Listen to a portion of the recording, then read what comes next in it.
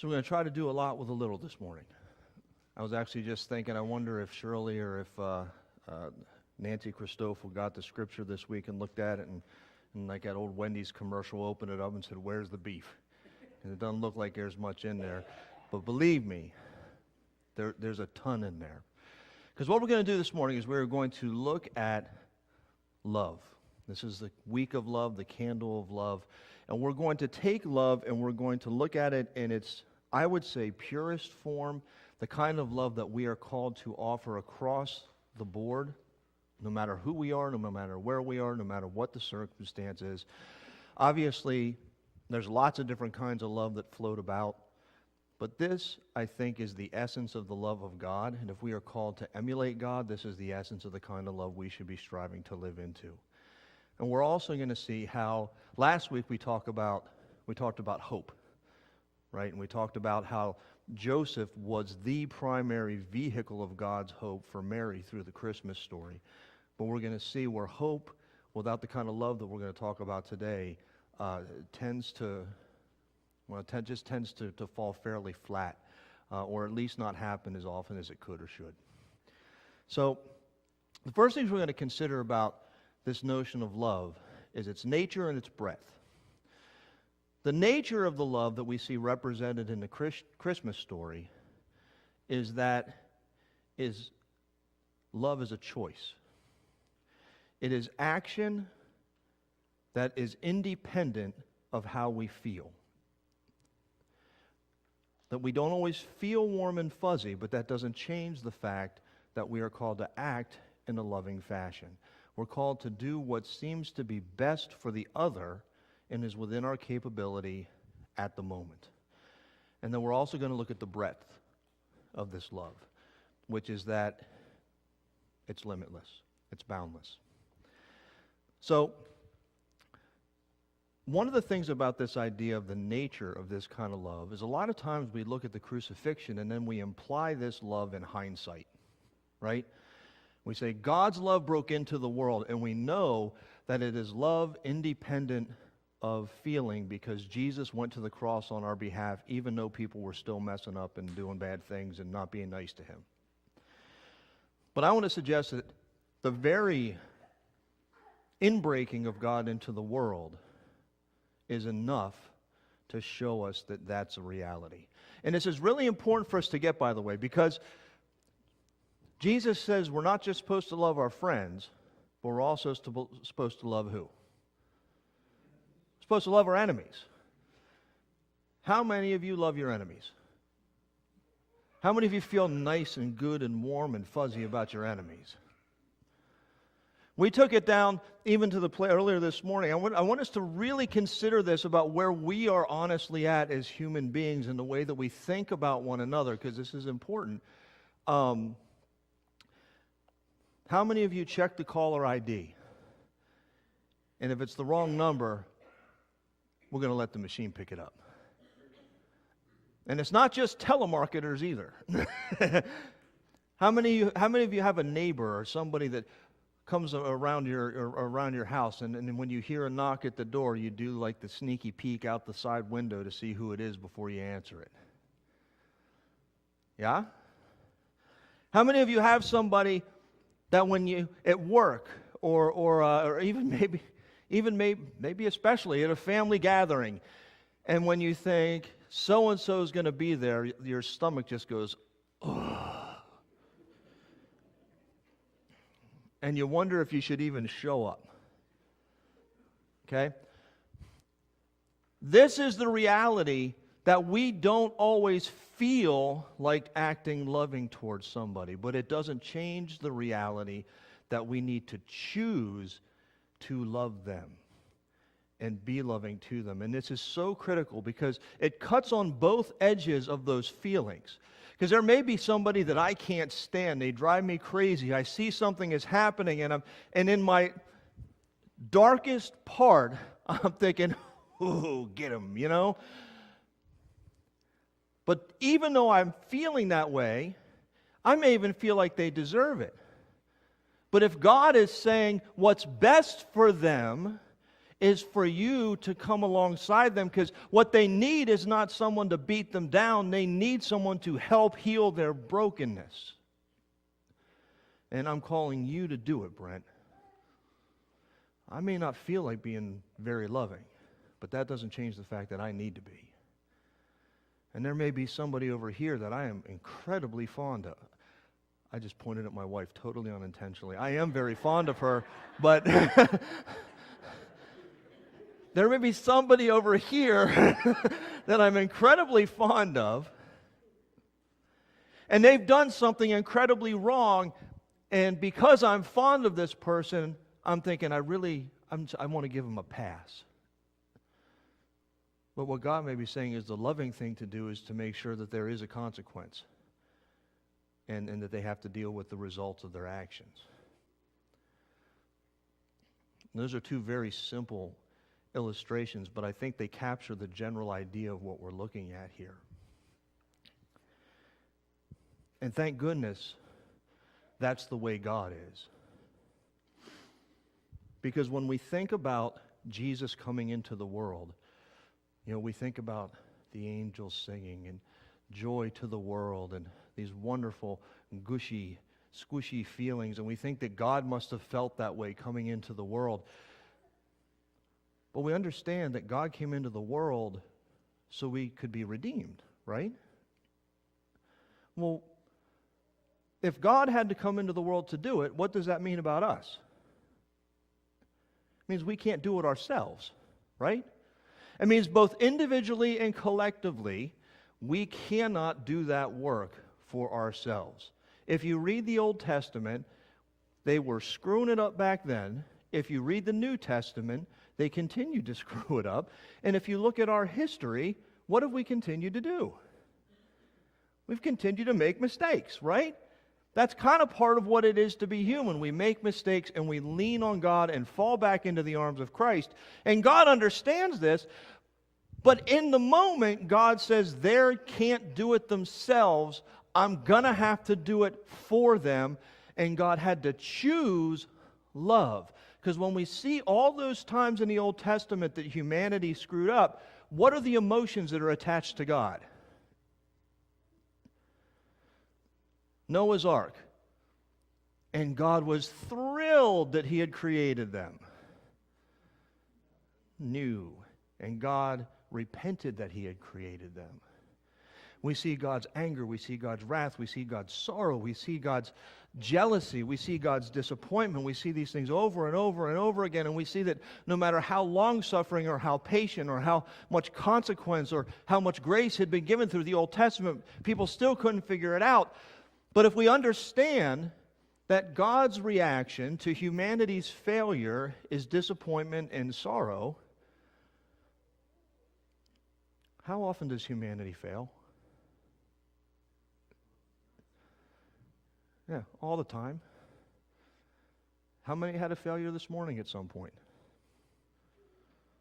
I mean, I'm not asking that to be condemning or anything like that. I see confessional laughter. I see nervous smiles. Okay. The point is, it's all the time. So if we understand that God's reaction to our failure is disappointment, sorrow, sometimes anger, we understand that that happens all the time. We understand that God, sadly, is in a continual state of being disappointed. So if God's reaction depended on God's feeling, where would we be? Bad shape. But God broke into the world to redeem us anyway. God acted in love despite the feelings. The very fact that Jesus came to be is the essence of love, is about doing the loving thing even when our feelings don't jive with it. We'll go even a little step further. Last week we saw that Jesus carried with the label king, right? What did Herod want to do because of that? Yeah, he wanted to get rid of him, put a hit out on the kid. He also carries with him the labels of being born of a virgin and being the Son of God. You know who else was considered the Son of God back then? Caesar. That was one of his titles. Google born of a virgin through history. Do you think Jesus is the only name that comes up? No. There's a list. Now, I'm not saying either of these to detract from either of those labels. Okay, that's not my point. My point is, what I want us to understand is that a child coming into the world at that time carrying those labels was considered a blight by the powers that be. Because in Rome, anything that set a person on equal ground or above Caesar was considered a traitor and marked for death.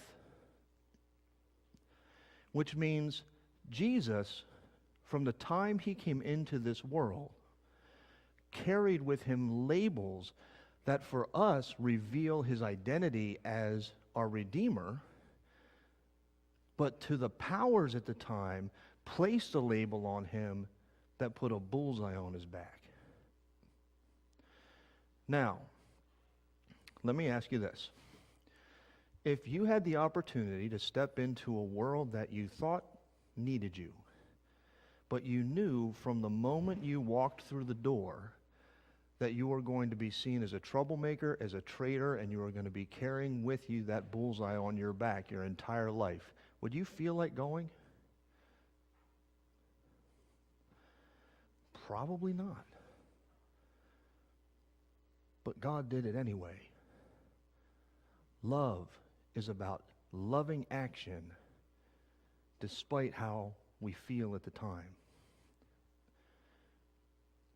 Just the event of the Christmas story shows us that. Now the next question is, so how broad is this love supposed to be? Am I supposed to act that way just towards my family, towards my friends, towards my coworkers?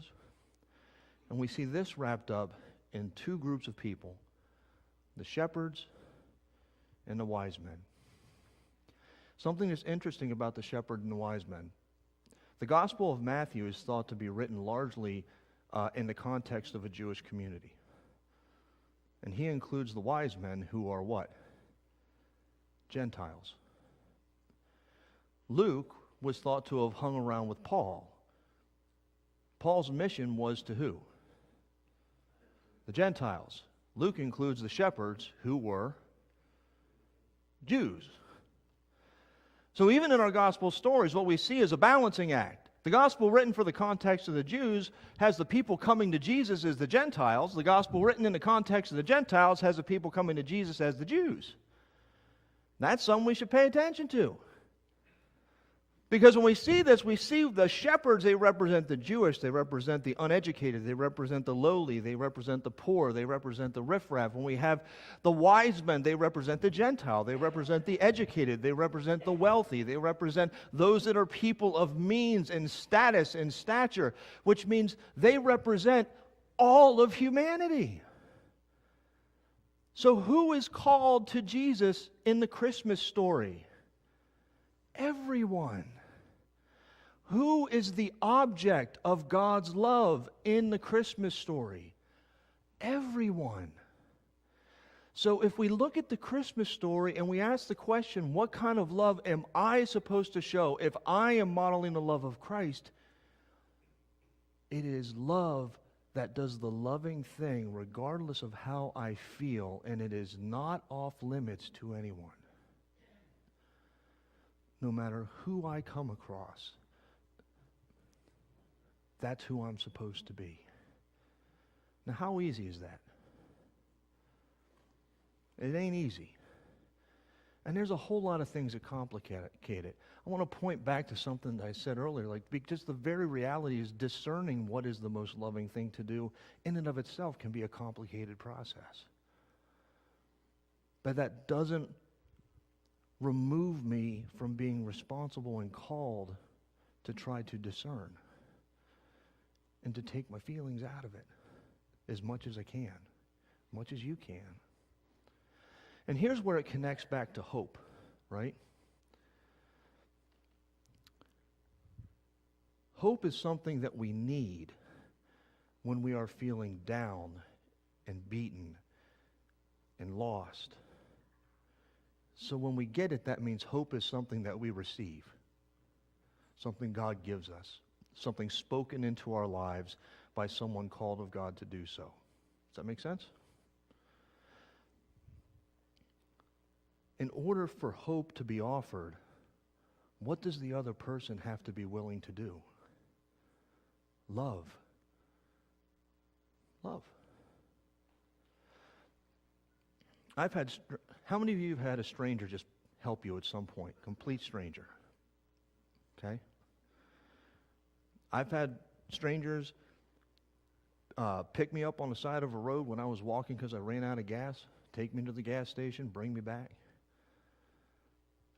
I've had a time where, things were a little bit rough and someone just randomly brought me food. There's a point when this is not technically a stranger. But we were kind of strangers even when she started doing it, Nebby. I had a point in my life where I didn't really have a whole lot of anything, and this lady for fundraisers made cheese and beef enchiladas. She made like a dozen of them at a time, and she'd freeze them and put them in bags, and she'd sell them. And every now and again, I'd just show up, and in my freezer, there'd be like 2 or 3 dozen enchiladas. But when these strangers help us out, the fact that they're strangers means they didn't know me. They don't know if I'm a good person, a bad person. They don't know how much money I've got in my bank account, or whether I got 2 pennies to rub together in the bottom of my heel. They don't know if I'm going to go and whatever they're offering to help me with, they don't know how I'm going to use whatever that gift happens to be. They knew one thing. Here's a guy who needs help.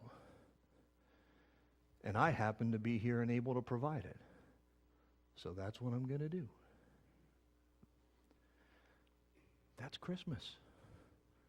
It can happen every single day. I got a challenge for us along these lines. We had a similar challenge about 2 months back or so. We're going to really dial it in today. You know how we all kind of nervously chuckled and laughed when I mentioned about like the people that drive you crazy and that you don't want them showing up at your house, or you don't want the phone call or whatever? Okay? So that was on purpose, as I hope you figured out. Because we all need to be aware that there's those pockets in our heart that we hang on to that kind of thing. And the feeling is that we're hanging on to something that says, do I really have to love this person? Do I really have to be loving to them? Now, we've just established that the answer is yes. So my challenge to each of us is to pick just one face that happens to be in that category and ask God to help us find a way to remove them from that position in our hearts. Now, does that mean that you have to still like them? Or what they do? No. But what it means is we need to try to, a little bit at a time, pray and do the work for God to carve out the bitterness, to make way for us to be able to be the hope for them if they need it. Imagine the impact it has when somebody that I know doesn't like me, and yet they act on my behalf in a loving way. And I say, why did you do that? And they say, well, that's what God's done for me, so how can I do any less for you? I mean, at the very least, I'm walking away shaking my head like, what's that mean? At the very best, I say, I don't understand that. Can you help me? Can you explain it to me? And we share the love of Christ. So on the one side, hope is shined in the world. And here's what happens on the other side. Okay, I'm curious because I know what the looks on people's faces were in the first service when I asked this question. How many of you have ever heard the expression, hanging on to bitterness is like letting someone else live rent-free inside your head? If I hang on to bitterness towards somebody, the only weight that's really happening is my own heart and my own mind. So, if that's in there, and God works on me, God works on you to the place where that bitterness lets go, now I get the blessing too, because I'm free. It's not holding me back. That misery is gone, and it is replaced with a spirit of compassion and love for the other. So when we do this, when we understand this sense of God's love, fully God's love, the way it's revealed in the Christmas story, not only do we shine hope to those that need it, but we free ourselves in the process. And those two things together, you're going to have to wait a week to see how this all comes to be. But those two things together are really what bring us to what we celebrate on the fourth week of Advent, which is peace on earth. Let's bow our heads. Gracious God, we thank you for this wonderful time of year. We thank you that the fullness of your love is present right in this story that we remember each and every year. We ask that you would be present with us and help us to be humble enough to open ourselves to you, to allow you to work on our hearts so that we can shine this love fully into the world, so that you can work through us to spread hope to your people, that in so doing you would free our hearts from the captivity of bitterness. And Lord, that you would slowly through us, one person, one community at a time, bring about your peace on earth. In Christ's name, amen. I invite you to stand together and let's join in shalom.